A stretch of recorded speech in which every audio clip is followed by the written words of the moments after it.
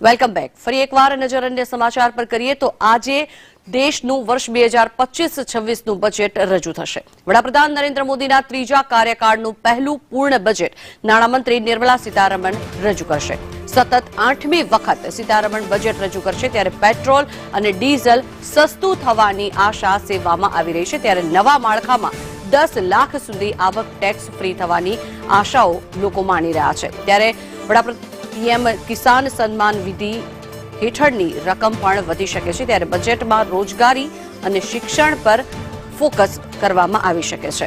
Health care sector અને infrastructure પર પણ ભાર મુકાઈ શકે છે. ત્યારે સ્માર્ટફોન્સ સસ્તા થવાની શક્યતાઓ પણ જોવામાં આવી રહી છે.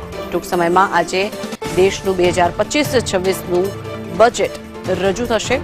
ત્યારે મહત્વનું છે કે હવે ઘડીઓ ગણાઈ રહી છે અને લોકો પણ ખૂબ જ આશાઓ આ બજેટથી રાખી રહ્યા છે. સતત 8મી વખત નિર્મલા સીતારમણ આ બજેટને રજૂ કરવા જઈ રહ્યા છે.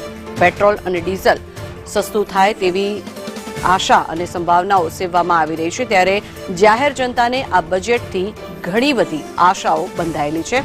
ત્યારે હાલ નિર્મલા સીતારમણ રાષ્ટ્રપતિ ભવન ખાતે પહોંચ્યા છે. ટૂંક સમયમાં બજેટની શરૂઆત કરવામાં આવશે.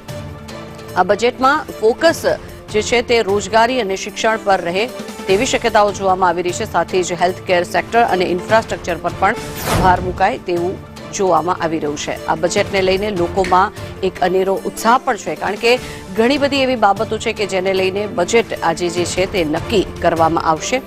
ત્યારે ગેસ સિલિન્ડરના ભાવમાં આ બજેટ પહેલા જ કોમર્શિયલના ભાવમાં ઘટાડો નોંધવામાં આવ્યો છે. જો કે અન્ય સિલિન્ડરમાં કોઈપણ પ્રકારનો ફેરફાર કરવામાં આવ્યો નથી. વર્ષ 2025 અને 26નું બજેટ આજે જાહેર થવા જઈ રહ્યું છે. ત્યારે ગૃહિણીઓ પર પણ આ બજેટની શું અસર પડશે તે સૌથી મોટો અત્યારે પ્રશ્ન છે, જેને લઈને બજેટની આતુરતાથી રાહ જોવામાં આવી રહી છે. સતત 8મી વખત નિર્મલા સીતારમણ આ બજેટ રજૂ કરવા જઈ રહ્યા છે.